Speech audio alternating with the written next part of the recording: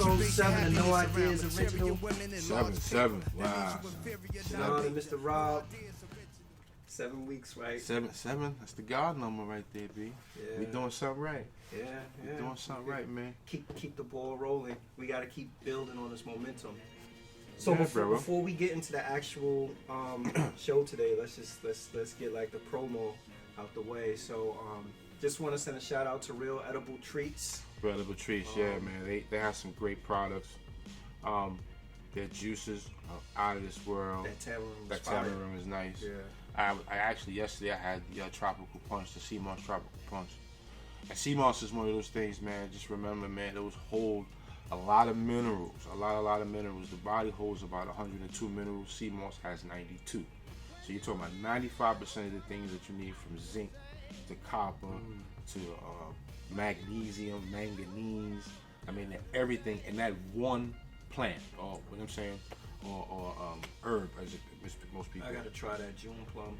June plum is nice too, and I didn't even know what June plum is. It was nice Jamaican fruit. I'm like, It was good though. She said it was good. It tastes like pear. Okay. You know what I'm saying? And that palate or whatever, it tastes like that. But it was good, and you can taste the sea moss. Now I get my shit infused, of course, because I'm a pothead. So that part of it, I was like, I'm like, that's my chemist. You know what I'm saying? Because he's putting it right. So because he's making sea moss, he's infused. He's blending it with the juice or the natural, just the fruit. Whether, you know what I'm saying? Because I think in his tropical, you know, he has the orange. He might have the papaya. I mean, just tropical shit. You know, you can get. And so you got that in the sea moss, and then he's infusing the cannabis, and you're like, this nigga doing, you know? Yeah. So follow Real Edible Treats on Instagram. It's based out of Mount Vernon. Place your order. Make sure you support black-owned business. And if you mention No Ideas Original, it might drop a couple dollars for you. So yeah, it's worth it though. The drinks.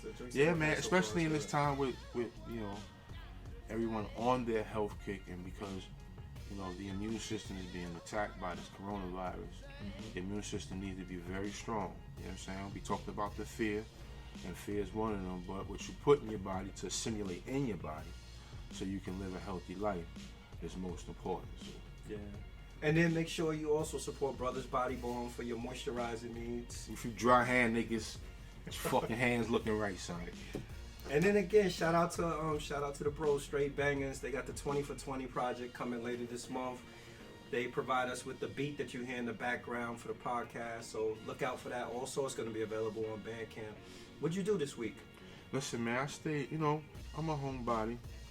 I guess we all are. Just more studying, man, more of my herbs and stuff. That's been taking up my time. Watching my kids just not how they're just becoming children are just a part of the quarantine. Like watching them do nothing and have a reason for it. Is it driving them these crazy, millennial ideas? It's like, did I do that? Was I like that? Was I just that stubborn or mouthy? I know I had a mouth. I know my mother was like, smack the shit out of you, son. There's no respite now though. Like there's no break. You forced to interact with your loved ones all day. And sometimes you need that little bit of time apart to recoup. But I'm also seeing the open window of the new wave of staying home now though. Most people are jumping on their phones, people are jumping on these videos. I'm trying to tell you, and I had a dope little video session with my peoples, man. It was about 8 of us. And it brought a couple other people in there. And it was like, oh, look at you. All of us are grayed down. The Silver Clan, we Silverback crew for real, son. Everyone is grayed down. Some niggas ain't got their teeth. But anyway, listen, man. We all healthy. We all look good. And it was good to see, man. So I could see that becoming a norm, man. For real, baby. Yeah. For real. Yeah, we did, my uncle's been facilitating like family reunions via Zoom. He did so far, I think 2. Yeah. He did 2 or 3. The last one. I told you I went to a 4-year birthday party via Zoom, right? Everything is virtual Saturday, now. huh? Everything is virtual. So, you know, did the Zoom thing. There's been some talks about like folks that I grew up with, us putting together like a Zoom reunion also. So that's something that may be in the works. And you know what? Not for nothing, you get to see everyone, and crazy enough, you get to hear who you want to hear. Like it's not like it's like in a room where you hear this crowded noise. You don't really gotta do that. Nah, you can actually, when you're talking to someone, you see someone in the corner, yo, what up, nigga, yo, and they looking right at you, and you can hear you can go back and forth while you simultaneously you can hear other shit going on. Yeah. So yeah, man, it's the new wave, baby. There's been, you know what? I was telling you earlier, like I feel like there's some sense of normalcy being restored. Like this week, there's been like a lot of work-related meetings also that I've had, virtual though. But that shows me like there was a point where it was like, and that's radio not new. silence. Keeping it real, virtual meetings. I was doing virtual meetings in 09, 08. I remember doing those, and I was saying to myself, this is gonna turn a corner. And look at we actually need it, like just because social, human contact is still needed, man, and it's healthy for us to communicate. So and then Latanya, we have Amazon. Was it Amazon Prime? Yep. So we got that Prime TV, and I don't know how Tanya's been doing it, but she's been finding like all these hood movies, like these black hood movies Prime. For us to watch on Prime. Shout out to Prime, Hulu, Netflix. Some of the movies we've been watching though, it always starts off with like, yo, I found a good movie. Right. It'll come on, we'll be like, yo, damn, this movie janky, this shit bootleg. But then you watch it, you be like, oh man, this is actually good. And them 3 video networks I'm talking about, they getting paid. Because everyone is jumping on them now. When, like I said before, when you watch the movie premiere, you be like, all right, I'm gonna go check that in the movies. Now you waiting to see it. Come on Hulu, come on Prime, and shit. So I got Prime. Then I'm gonna get the trial for 7 days, and I'm gonna take it off and watch the movie. Yo, but crazy, you know what? You know what I like best about those movies? And I always tell them, I'm like, you know what? The acting may not be the best, the script may not be the best, but when I see those movies, I'm like, but when I see them, I'm like, yo, this is a dude in the hood who probably said, yo, I'm gonna write a script, or they almost feel like, and they like, I want to bring this to life, and they put it almost feel like you came up on something like, oh shit, nobody know about this, cause anybody watching it. Yeah. When you watch it, you be like, this is dope John. We some of them will pull in like they'll pull in like B-list or C-list actors you may know. People you been seeing in a minute. Yeah, or reality stars or whatever. Like last night we watched 2 movies by Hoops from Flavor, with Hoops from Flavor of Love in it. Yeah. And they were decent movies. She was alright. They were decent movies. It was about a woman, and Jim Jones was in it too. Okay. Jim Jones was a boyfriend. Okay. And then I think Jim Jones ended up getting killed. That's dope. And her and his brothers, they were hustlers. Right. So she stepped in where he was at, and he was trying to run a family empire, and it was infiltrated by a rival crew. It was like, it's like reading like the black novels. And for today's audience, that would be perfect, having people you can relate to and see on the screen. So doing some of that, and then the rest is, I guess, just like exercise, normal life, trying to maintain. That's it. I got a call today, or actually a text message today from our barber saying that they got shout out to all the barbers. Go back May 20th. It's like, and it's actually the day we go back is on the day that your weekly appointment is usually scheduled. That's people bread, son. Yeah, man. Yeah. So shout out to your man Westchester with his barber. Yeah, Westchester Barber Academy. Shanae, what up, bro? So this week we're gonna be talking about, this week's episode is called The Food, and we're gonna be talking about food deserts. So food deserts. I'm a firm believer. What is a food desert? That's what I was just about to say. We got to start. I'm a firm believer that in order for people to actually become educated, or to have a conversation sometimes with people and enlighten them in respect to different things, you have to provide them like a working definition first and foremost to work from. So for the purpose of this discussion, our working definition is going to be: a food desert is an area that has limited access to affordable and nutritious food, in contrast with an area that has higher access to supermarkets or vegetable shops with fresh foods, which is also called a food oasis. So we're going to explore that concept more as this episode goes on, but I wanted to kind of put that on the table so people could start thinking about, or get a sense of what we're talking about when we mention a food desert. Nice. Well, listen, man, food deserts really areas that don't have no farmers markets, no supermarkets, and at least a mile to 2 mile, 3 mile radius going east, west, north, and south. So if you can't find none of those things in your immediate surroundings, you're in a food desert. Mm-hmm. And you should also know, in those food deserts, you're not. There's It's where you may have the most crime. Poor nutrition starts to bring people with attitude. If you're hungry and you want to eat, upset, yeah, son, that's what crime and all these things happen. So though you got to look at those dynamics too when you're talking about food deserts and why they're not there. But you shouldn't have to be, you shouldn't have to go so far out of your community. You know what I mean? To take a train and a bus. You know what I mean? Just to go get some fresh apples, like, you know what I'm saying? Yeah. So that's I think like one of the misconceptions that people have as it relates to a food desert. If you grow up in an urban environment, a lot of times people feel that food is readily accessible. But growing up in the Bronx, we may have had a bodega in every corner. But what's the quality of the food that's provided? How long that food been on the shelf? Exactly. People don't even. I think bodegas have been just decoration stores for the candy store, son. They may have they will have one Tide detergent, one loaf. Now they have a couple loaves of bread, but as soon as you come in, your eye catchy. The chips and the beer. That's cookies, it. Yep. Anytime you go in a bodega, and as soon as you look at the counter, every candy in the world from Snickers, kid candy store. That's what you grow up in the city. So having no supermarkets, having no farmers markets, and farmers markets is not so much in a lot of areas either. You really got to stretch out for that. You have to really get in your car and go into a farmer area to get that. And that's one of the things that we should look into in with things the way they are now, man. If you have a little plot of land somewhere and you ain't doing nothing with it, turn it over, drop some heirloom seeds in there, and start eating from home. Yeah. You know what I'm saying? Because there's food out here.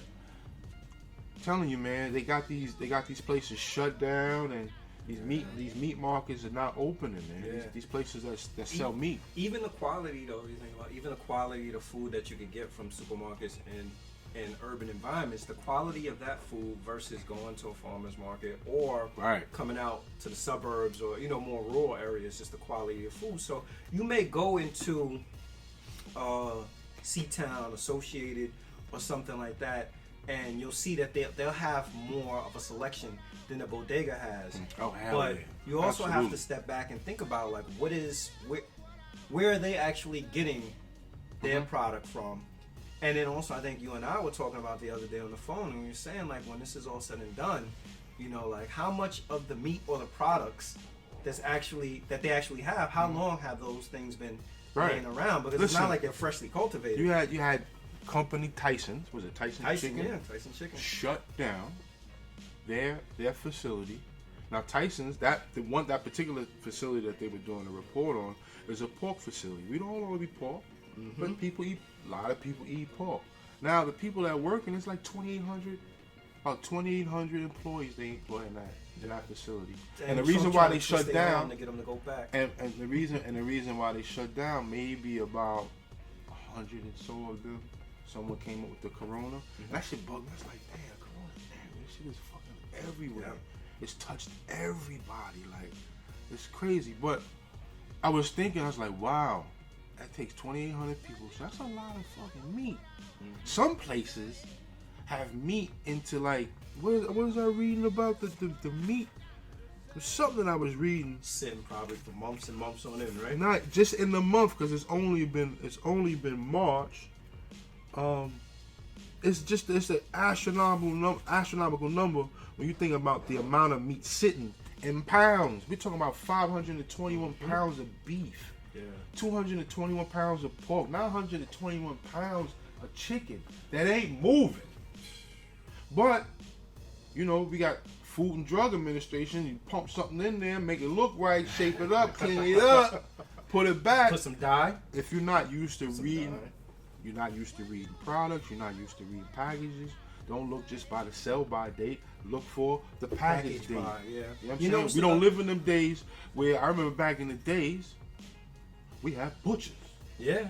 They chop it up right there for you, wrap it up in a nice little white or brown bag, put a little bow on it, send you on your way. And you watch them cut the meat. You watch them handle the meat.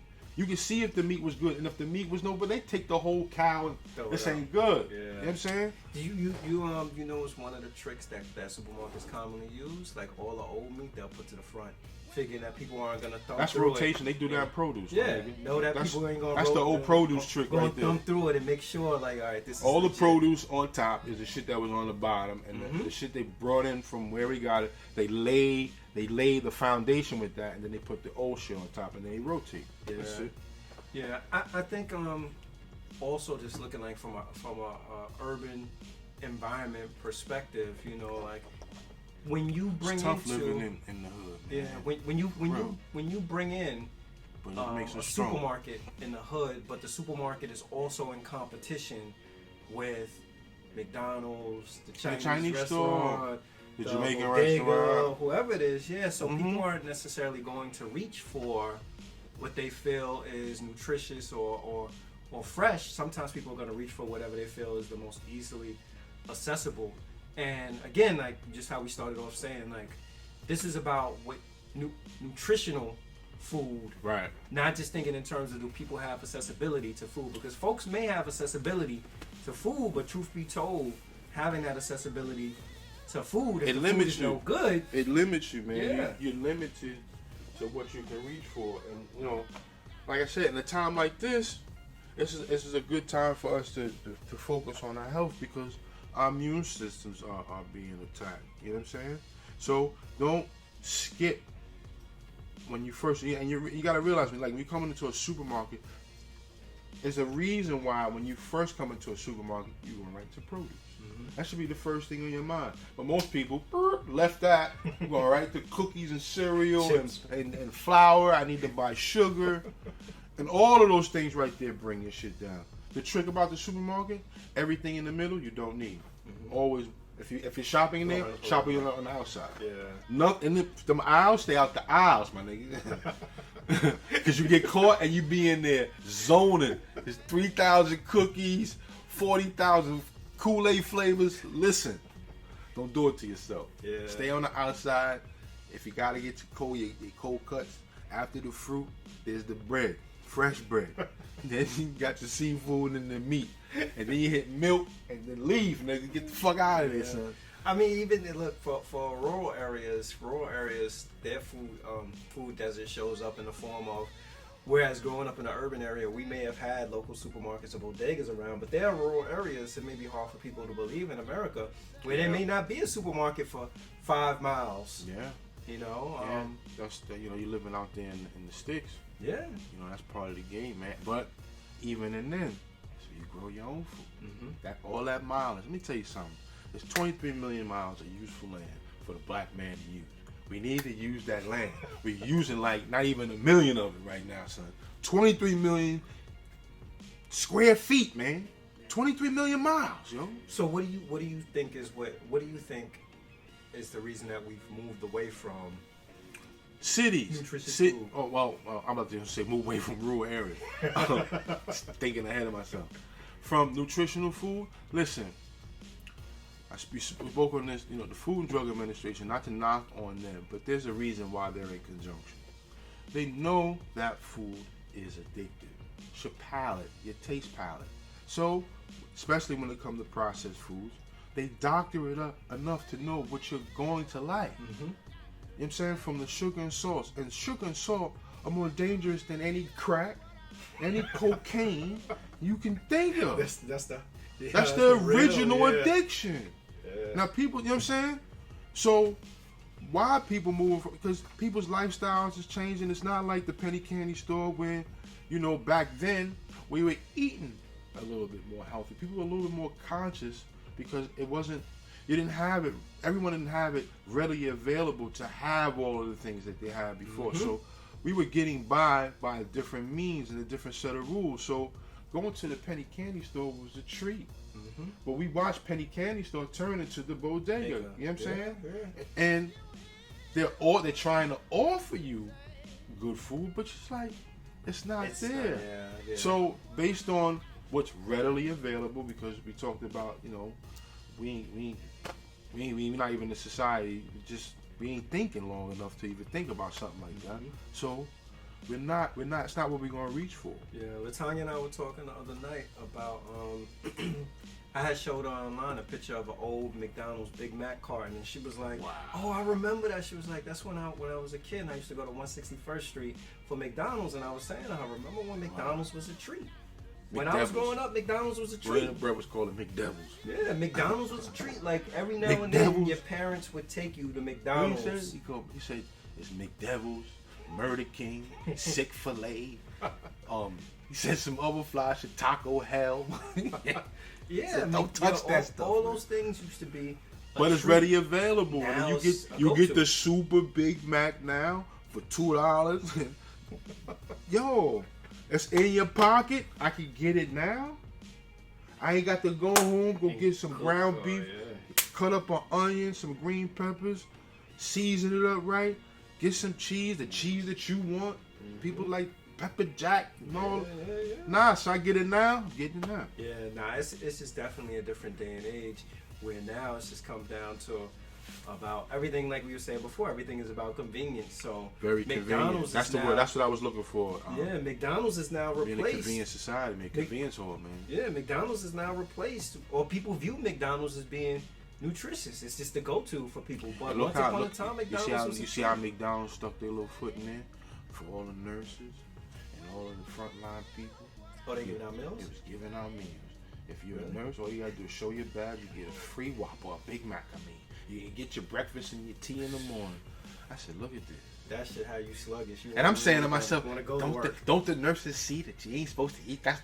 It's a trick going on out here, son. Yeah, so here's something to consider though in terms of food deserts, right? So I do think that socioeconomic status factors into this. So if you look at just what gentrification has done to us, right? So now there's certain neighborhoods in the Bronx and the Harlem where you have Whole Foods that come in. Whole Foods will come in, and Whole Foods will offer food that provides us with nutritional value. Right. The only issue with it is that if we can't afford to get the food, the healthy or the nutritional food, then we have to resort to getting a $2 hero from the bodega or McDonald's or something like that. And here's my alternative, my slight alternative to that. Even in the hood, you got a window. You can grow some peppers right in your window. I grew some peppers right in my window. That it took the summer to get there, but you got to get to the repetition of putting that there. You start small, something like that. And this is just a long shot. You get your window, you throw your peppers in there, you get 6 or 7 peppers. You can freeze them, you can put them in, but you at least have an option of having, I got something fresh right there that I can use. And I remember doing that, and the wifey took them. She's like, "Oh shit, you got those? I ain't even gotta go to the store." That was like, hearing that said, I'm on to something here. But I knew that's. I just need to see how the experience of that. She took them peppers out. She made some for the house. She actually used some for one of her clients because her client was having a party. She threw them in the meatballs. Son, it was like it came so readily and handily for not just for us, but for other things too. You know what I'm saying? Yeah. And those are the alternative, but not everyone has that. Yeah. You know what I mean? And my thing is, but we live in a world where information is everywhere. You have to find or try your best to reach out to find where there are food pantries. They may have some healthy alternatives, so you ain't got to go to the bodega. Yeah. Some churches hold food pantries, where they may have a bag, and they might have a garden in their church. You know what I'm saying? Where you get some fresh onions and garlic and peppers and tomatoes. You know what I'm saying? So you ain't got to go to the supermarket and get that shit. Because not even keeping it real, in the supermarket, you got to be kind of skeptical with that because, their products and their fruits, some of them, they got wax on them. You know what I'm saying? And that wax is cancer, all that type of stuff. You gotta soak it in vinegar and all this stuff. Is it an apple now? It should have been sitting so. Yeah. I read a story in, I think in Detroit, they opened up a Whole Foods, and one of the things they did was they recognized that they couldn't compete with local supermarkets, so they lowered their prices to be competitive with local supermarkets in an effort to try to encourage people to actually come in and purchase fresh produce. But let's be real, like in the hood, if a person has minimal income and they have, you know, a family of 5, they got to figure out how they stretch that $100 or whatever their monthly budget is for paying for food. So what you'll get probably out of a C-Town or a regular store versus what you'll get out of Whole Foods, the regular store is probably going to go a lot further. So that sometimes undermines the value of actually looking at what's nutritional, what's fresh, because people get so roped into, well, you know, well, food is food. I want to eat, and they're not thinking about all that other stuff. Information is everywhere, and even on a stringent income, or if you're not making enough to feed your family, you know, they're also there's some other alternatives. You can use that. Well, actually, you know what? It's not alternatives, because you think about it, like, yo, growing up, I mean, my family grew up in the South, and growing up in the South, everybody had a field, and out back in the field, everybody was planting something. Easy. Yeah, you know what I'm saying? But living on course, there might be a family who can't go get a steak, can only get beans. A bag of beans stretch you out. You know what I'm saying? You can cook them, and you can leave them in the fridge a couple of days. The beans is good. A couple of days after, you put a little seasoning on them, just with maybe some rice or just the beans, my nigga. You know what I'm saying? You can stretch your, and it's not meat. It's not nothing crazy. It's not. Beans are pretty nutritious. They're high in protein, high in phosphorus too. You know what I'm saying? So you gotta watch that. But you know what I mean? You don't have to swing for the fences if you can't swing for the fences. Get a base hit, do things, but that shouldn't limit you just to beans. There has to be a way. You know, we have to work on helping people. We're finding a way to get educating people. You know what I'm saying? Because people don't know that they don't know. See what I'm saying? So you gotta put it out there for them to even just what's that? You know what I'm saying? And if they're brave enough to go further than that, to find out what it is, give it to them, son. Knowledge should be free for everybody, son. There's you know, the government now has I know one of our staff before was telling me that she used to work for a program called Healthy Families. And the whole program was about just making sure that new mothers and mothers with young children, that they were providing healthy options to their kids and making sure that their kids ate healthy. So there is some level of awareness where people they're trying to do the education around it. But when we come back around, I think also to like the socioeconomic piece. So there are some people that, you know, it may be a household where people are running and ripping and running, and mom don't have time to get in the kitchen to make a full nutritious meal, and that's where like the KFCs and the Popeyes and whoever it is in the world, they kind of she can pick that up on the way home because it's right down the block. She ain't got to get in no kitchen while they're eating. I can go take a shower, and relax, and it's cheaper. Night is done. I can go to. Matter of fact, I'm about to go to bed. Fuck that. My day is done. Finished. Yo, it's no way around, man. It's lifestyle. This lifestyle, and you live in these areas, that is what the area, I mean, you become a product of your environment. You know what I mean? And these environments, it's sad to say that they are the way they are. They shouldn't be. But they're here, and it should change. You know what I mean? It takes someone brave enough to maybe put a supermarket in an area, and you know, just say fuck it. These are my people, and I think it's gonna happen, man. We don't have any black supermarkets. That's what maybe it's what we need. We need someone who's wise enough to say, I need the supermarket right here, and I'm gonna hire these motherfuckers right here. Teach them about business. Teach them about cashier, whatever the case is. Show them how to manage a store, how to manage produce, how to manage the butcher section. You need someone to come in and do that and show them prove. Because somebody got the knowledge. Yeah. You know what I mean? I think if we want to change the condition in the hood, while we still call it the hood, there has to be somebody not afraid enough to put business in the hood. Yeah. Keeping it real. I think, but outside of the Chinese, Asians are not afraid. There's a Chinese store and liquor stores that's run by them and beauty. So apparently they don't. What the fuck? They're not afraid, son. You know what I think it is. And I know a couple of Chinese stores that will fucking get busy. I think it's the profit margin, though. Like the things that they put in the hood are vices, right? So we like liquor.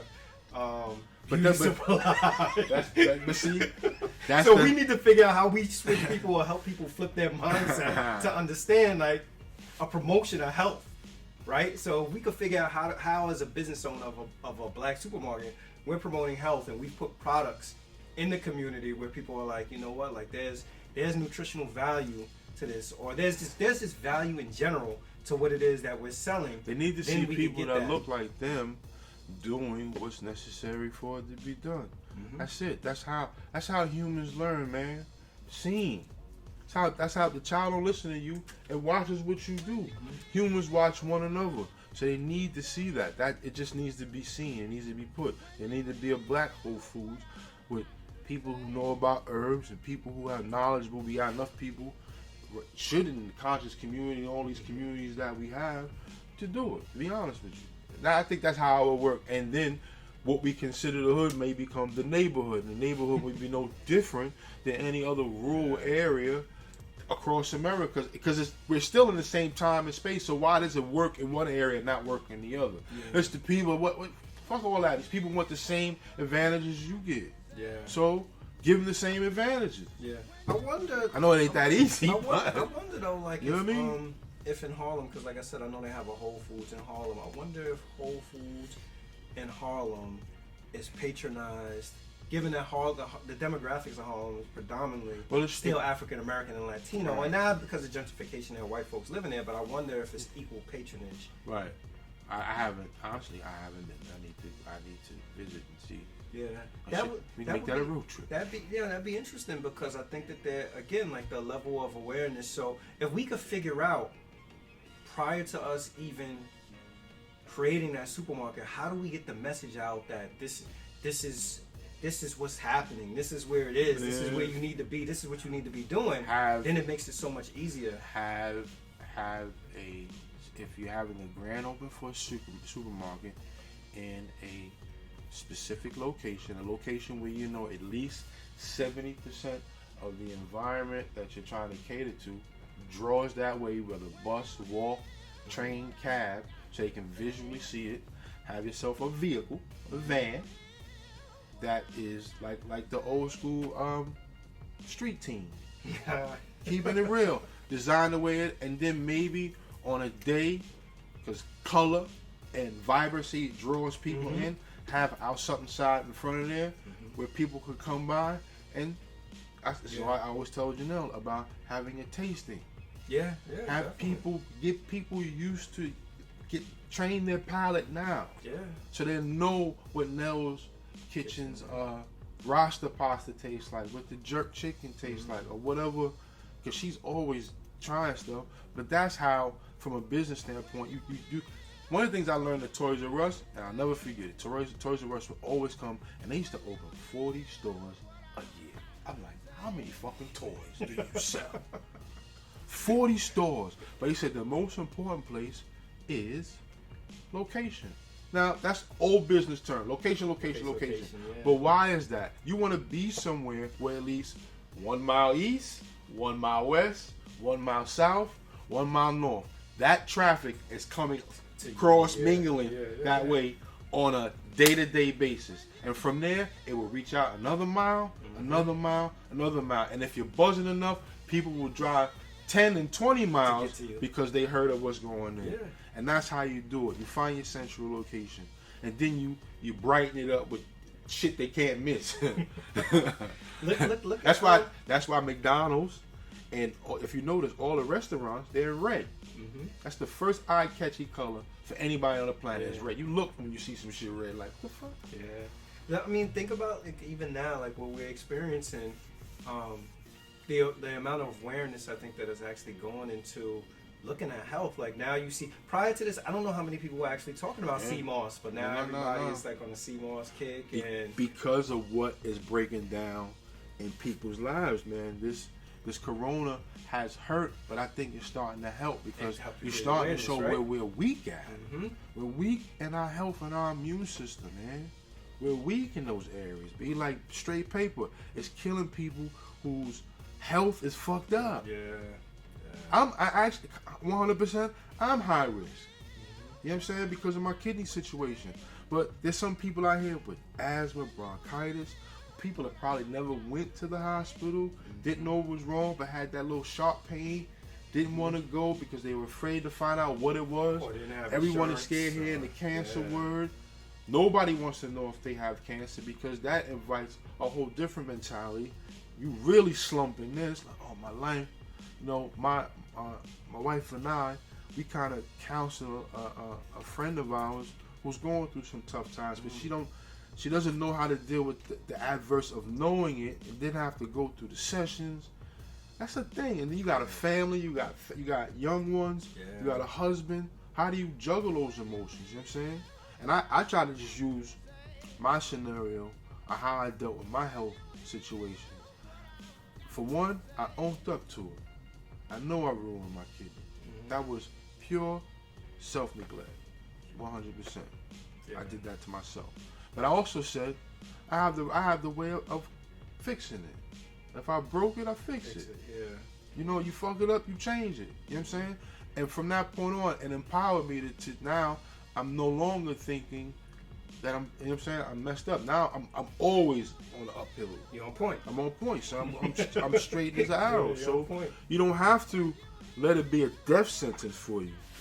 But a lot of our people, a lot of people in general, are walking around with this premonition. So yeah, you see Amazon. They got Amazon Fresh. They got Fresh Direct. I wonder if people have the ability to afford it, and I also wonder about the legitimacy of how fresh it is. Mm-hmm. I mean, that might just be like my own skepticism. Like, or you gonna come and deliver me some shit that's fresh via the mail? Because it's on the package, man. It don't mean shit, yo. Yeah. You know what I mean? They'll tell you organic chicken, really. Really. So, listen, you have to be mindful, but you know, the information's out there. We gotta educate people, man. We just have to put knowledge out there. Leave the food on the table. See if people to eat, and you know, you don't want to force feed nobody because some people are not going to change. Some people are going to eat pork. Some people are going to drink their beer. Some people are going to smoke their cigarettes. Yeah.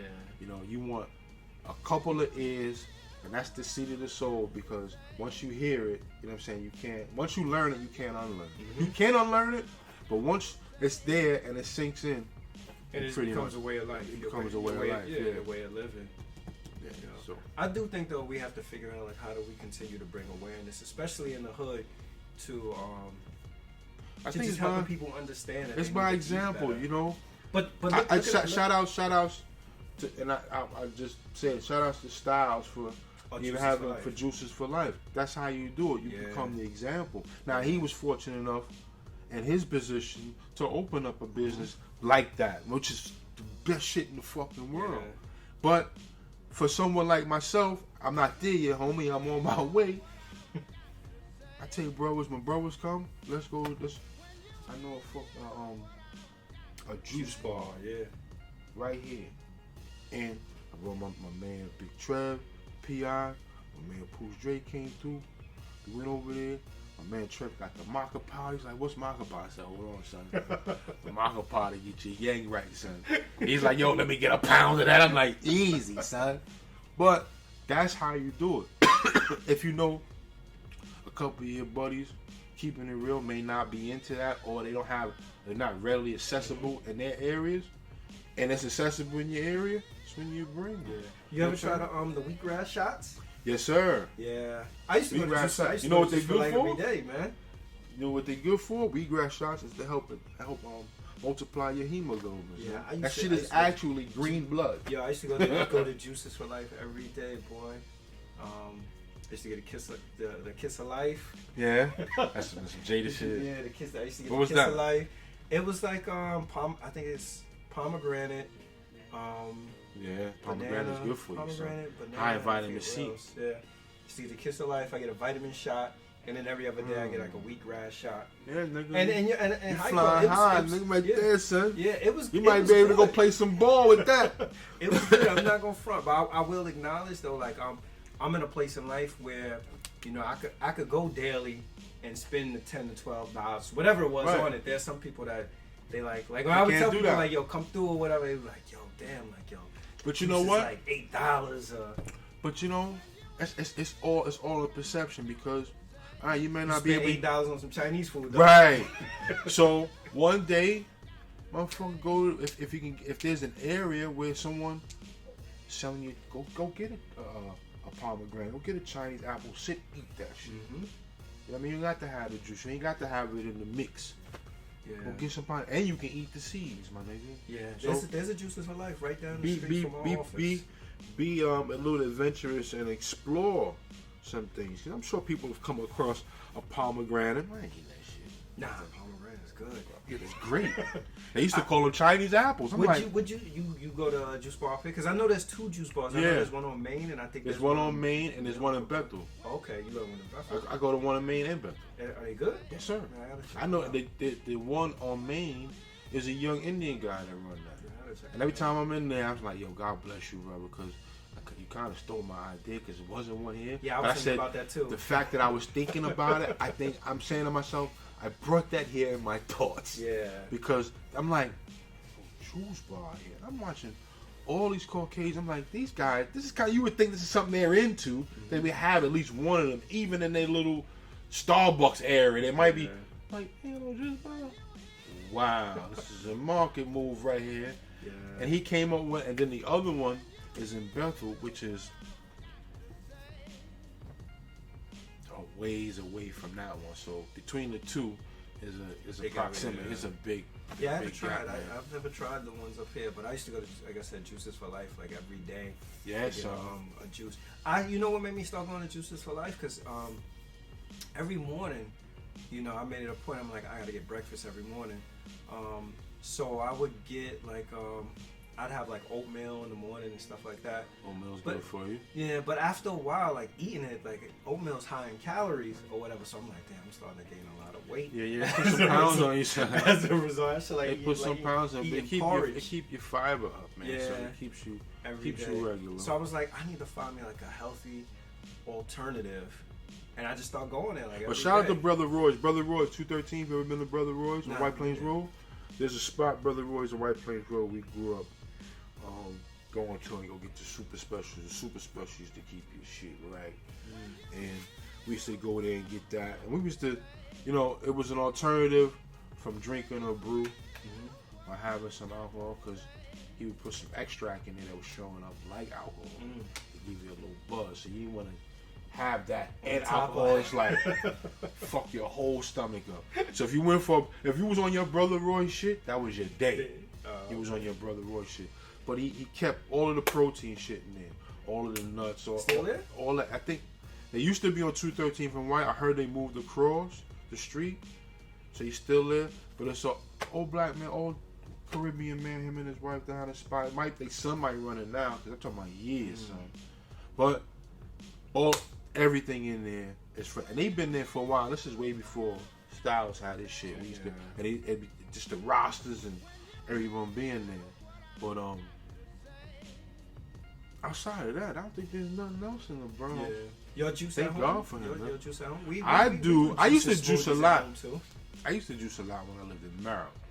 When I lived in Maryland, I bought myself a juicer, and I really got into it. I started buying advanced juices because a lot of juices hold pulp or give pulp, and then there's some that just extract, and it's like almost nothing but juice come out of it. And so I did that for a minute. And I'm telling you something, man, if you want something to assimilate in your body faster, it's liquid. Because food got to go through breaking down and then it goes where it needs to go.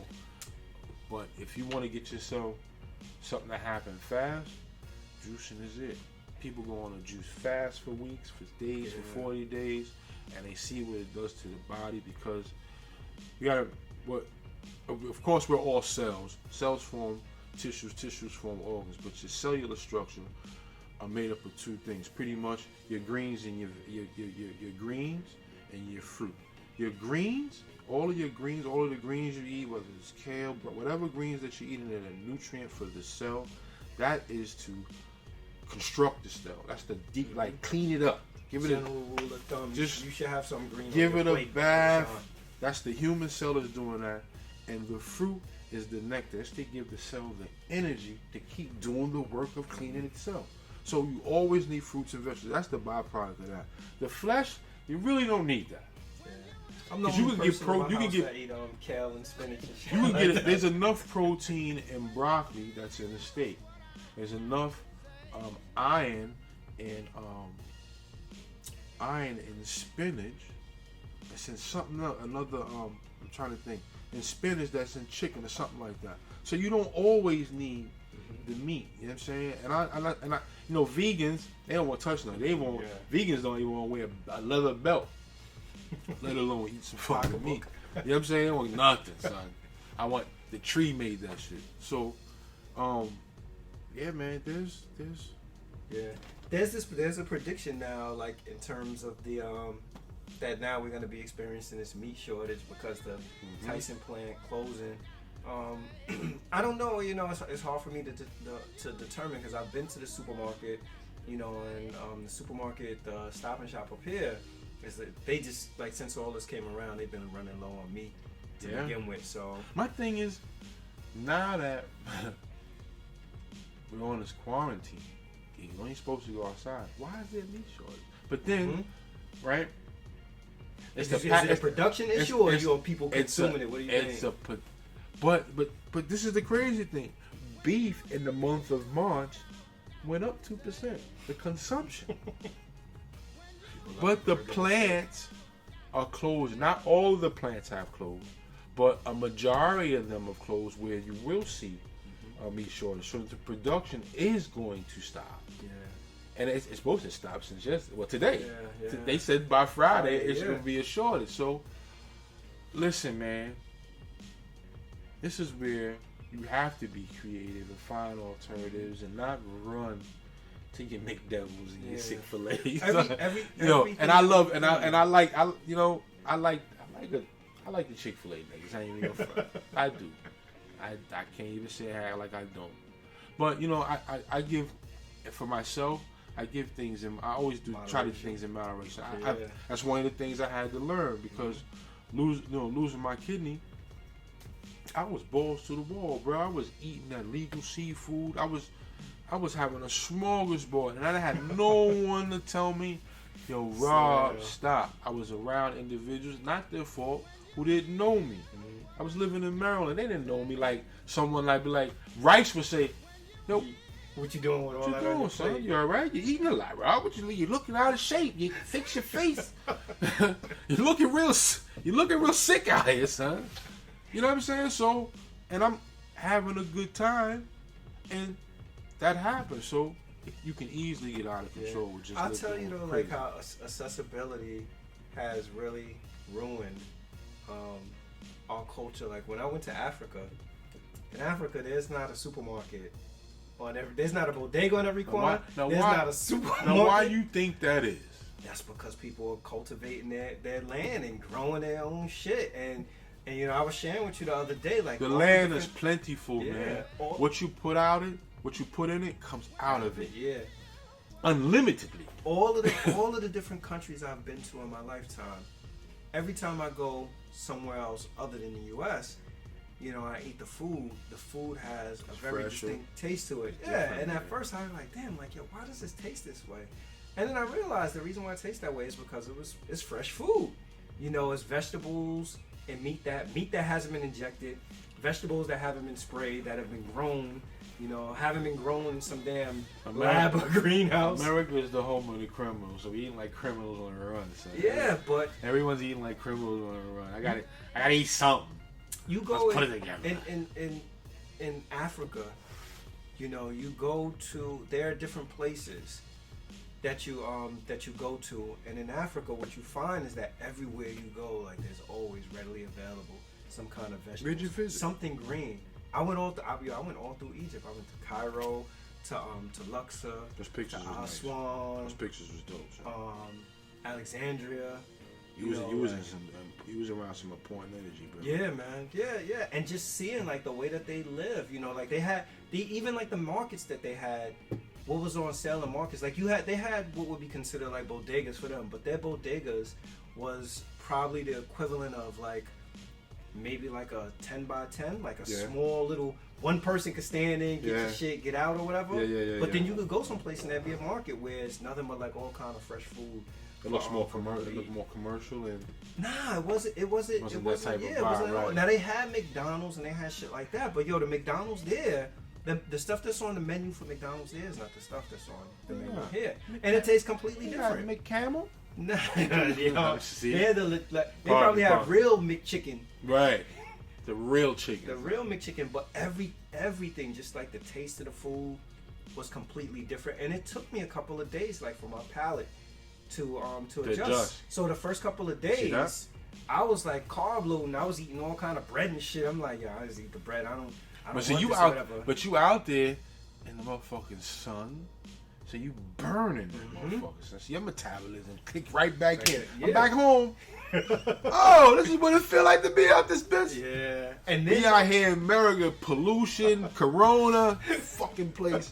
This place gets on my nerves, man. After like 2 or 3 days, we started going to places and just the food. I don't know if it was that my palate became used to it, or if it was something that just like that connected to me or whatever. But your the body food recognize, man. Yo, your DNA stretches, my nigga. It ain't just there to be there. That's all of your ancestry that just said, welcome back. Welcome. I'm glad you made it home, brother. Yeah. Make sure you come back again. Yeah, welcome back. But it's just to me, it's like if you think about it, like Egypt is a country, and what their financial means are, but yet they have an initiative to make sure that people eat fresh food. And there were some people there that clearly. But that's the continent. That's the way of life outside of America. Mm-hmm. That's the way of life right in Jamaica. They eat off the land, my nigga. That's a fact. Or what? That's it in Brazil, Nicaragua, everywhere. That's just the way it is outside of America. America is a business. It's commercial. It's rigid. It's edges. It's buildings, and it's laboratories. It's lab rats. You look at all what's happening. It's all on the coast of America, where there are metropolises and buildings and cities. That's what shit is happening. When you out here with fresh air, when we get the rain that comes, and then it might hail and shit, just all sorts of shit happens. Nah, it's not happening in the city, son. It's not doing an experience that over the last 10 years that has happened to me also that I find to be interesting. When I'm in the States, I don't eat eggs. Like I'll eat eggs if it's mixed into something like as an ingredient, but I won't eat eggs. But when I go abroad, I'm able to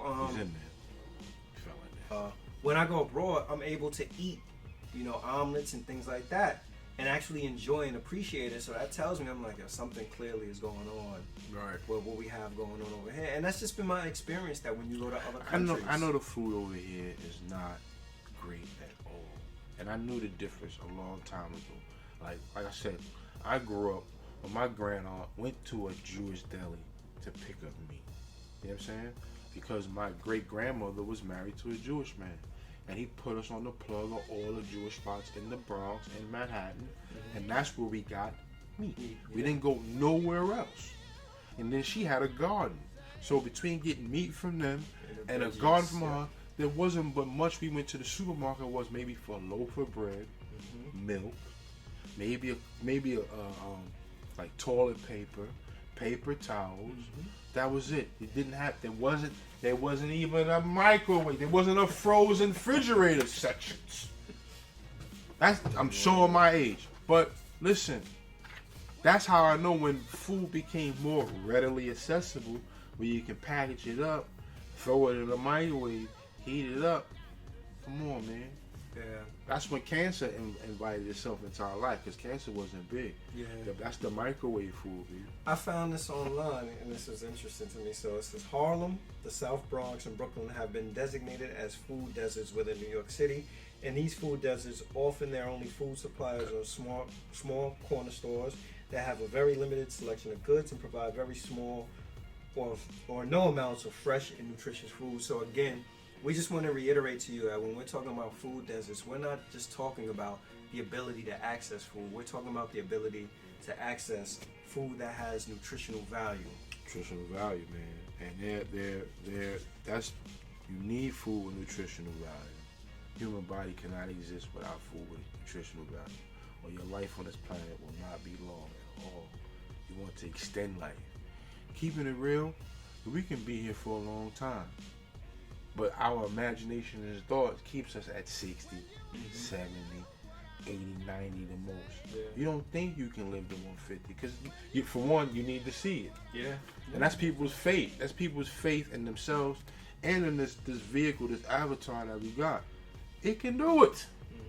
But if you live right. If you live right. And you can't be so self-absorbed and not so absorbed with what the outer world is going on. You know what I'm saying? With the thought of it distracting you from your purpose. You know, because you need both. You know what I'm saying? You got to work well with others. You just can't go too far off the deep end on either one. So I think we got to figure out though, like as people, how do we educate people regarding this? Like how do we make sure that the people and then to me certainly like this is one way to educate people by us using our platform to talk about it, but helping people understand that, you know what, instead of you going to get the bucket of KFC, we gonna plug. We gonna send you the real edible treats and get you a June plum sour sop, and we're gonna tell you, we're gonna let you know on the show, sour sop helps prevent cancer. I don't know what June plum does, because I ain't from Jamaica, but I know sour sop is good as shit. You know what I'm saying? And like I said, it's in conversation, it's in daily stuff. Maybe when you go to this now, when brothers go to the barbershop, we may not be talking about the Knick game. Ain't much to talk about, no plug, no disrespect. But we can talk about fruits and vegetables. We can talk about healthy living. We can talk about exercise. Yo, listen, man, because I'm not moving around playing ball no more, so I'm not as lateral movement the way I used to be, as laterally or whatever. I done picked up cheek arm. So now all my movements are stationary movements, but just moving either left, right, up and down, but in a rhythm. Just for maybe 10, 15 minutes. And trust me, you do something long enough, and it's saying you will get tired. You start to sweat. But the reason why you do it, and there's one move, I even show it to you, son, real quick. It's called, he calls it, keeping the sun upon your hand. And everywhere you go, when you put your hands up, you come down, your hands come like this, and you keep them up. And every time you come in, take a deep breath, and you let it out. You do that for 15 minutes. Just go down, come up. Just keep going. Don't stop. Listen, get some beats, and trust me. And he says, every time you put your hand up, it's just opening your lungs. You get more oxygen in your lungs, and your shoulders is connected to your lungs. You know, listen, man. I know we like playing ball. We got all these, we got all of these things that we attach to that we like to do, man. Change it up, man. Do something different. Yeah. You know what I'm saying? You know something I think that she got me tired.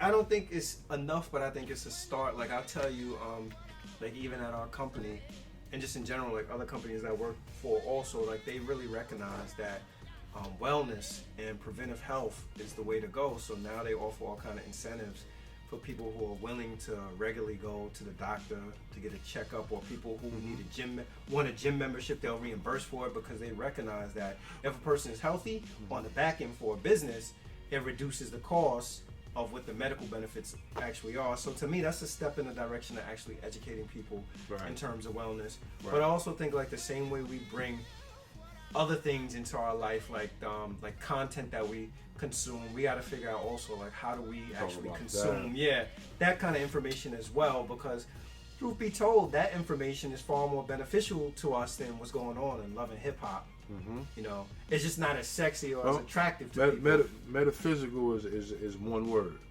what I'm saying? Your mental controls your physical. So you got to feed yourself good mental food, man. You know what I'm saying? The knowledge that you're obtaining, make sure it's beneficial. Make sure it can help you develop yourself and becoming a better person or help someone else. You know what I'm saying? Your knowledge has to become your wisdom, and your wisdom should show and prove so you now understand what it is that I'm talking about. You need to see it. You know what I'm saying? Wisdom is what gives you the experience, because you're showing up, you're actually acting it out. You know what I mean? What it is that you know. So you gotta be, you know, lead by example. You know what I mean? And don't be afraid to show, you know, let brothers know you're doing something different. Like I said, I tell brothers all the time, yo, I'm in here, cheek on. It's like, now you want to call me the monk now. Now you in the hills. I'm like, nah, nigga. But my lungs is good, motherfucker. You smoke too much weed, your lungs all right? I bet you I can run a lap, nigga. You know what I mean? So, man. Yeah, so, you know, again, like in closing, we want people to just have some type of awareness. Yeah, food, yo, you are what you eat, and you are what you think. So not only what you put in your belly, because your belly is your brain too, know what you're putting in your head. Knowledge is the most important thing we all got, and it should be free. So if you got some, share it, man. Yeah, making it to me. I think it's also about like making an investment in your body. Like, you know, as cliche as it may sound, like, yo, you only have one body. Yo, and this body is dope if you do right by it. I know people that's doing right by it, and I'm looking at them like, you make amazing, my nigga. You looking right, son. Keeping it real. And homegirl looking good too. And you can tell they love it, and they feel like they getting the best out of this shit we in, you know? Taking care of it, man. Yeah, so we just asking that, you know what, and instead of you getting the bucket of chicken from KFC, like, yo, it's and okay the Happy to get Meal. Some fresh produce. Nah, leave the Happy Meal, because the Happy Meal gonna make you sad, son. Yeah. Word. So this is closing out episode 7. This is all right, man. Listen, man, food is important. I'm glad we had this talk, bro. Yeah. Again, you know, follow us on Instagram, No ID or Rich. We're on Apple Podcasts, Spotify, Stitcher. Google, Stitcher. There's some other joints too, man. We need to. Yeah, we can talk about some other platforms coming soon on YouTube also. For Check real, us man. out. All right, y'all. Peace. Peace.